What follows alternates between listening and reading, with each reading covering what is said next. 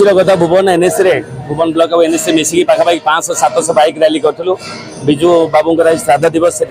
आम पालन करूँ तार दीपदान व्यवस्था बुद्धेश्वर मंदिर करूँ माननीय मंत्री प्रफुल्ल कुमार मल्लिक महोदय आम सहित जोग देते विशाल रैली जो देखिलु बहुत खुशी लगुच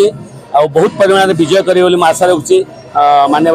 विधायक श्री प्रफुल्ल कुमार मल्लिक महोदय एवं एमपी डॉक्टर अविनाश सामल बहुत परिमाण निश्चित विजय करे जो युवक मान जो रैली होता बहुत खुशी लगुच। प्रभात पुरुष विशिष्ट स्वाधीन संग्रामी ओडिशा स्वाभिमान स्वर्गत विजु बाबूर श्राद्ध दिवस ये अवसर में आम विजु जनता दल भुवन ब्लॉक और भुवन निश्चित तरफ आज बुद्धेश्वर पाखे प्रदीप प्रज्वलन कर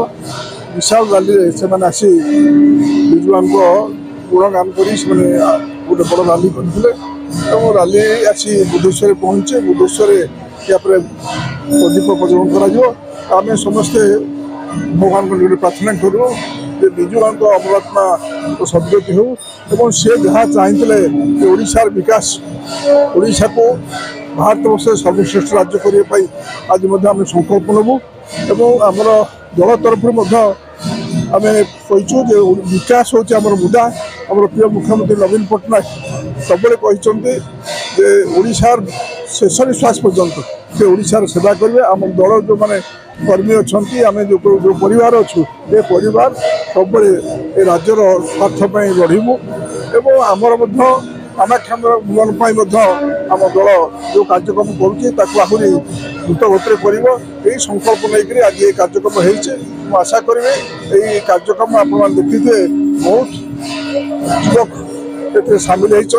से निष्ठा सहित कार्यक्रम कर स्पंटानियस कहीं क्या डाकिक करने कथा ना स्वतस्फूर्त होती तेणु अनुमान होते शक्तिशाली ये विजु जनता दल अच्छी विशेष भाव युवक मैंने अच्छा तेणु आशा करी जो आसंता निर्वाचन अच्छे निर्वाचन में आम युवक मान जो आग्रह अच्छी उत्साह अच्छी विजु जनता दल को ये बहु गोटे जययुक्त करेंगे आशा करी निश्चित जययुक्त हम आमर जो विश्वास नवीन पट्टनायक नेतृत्व में ओडिशा सरकार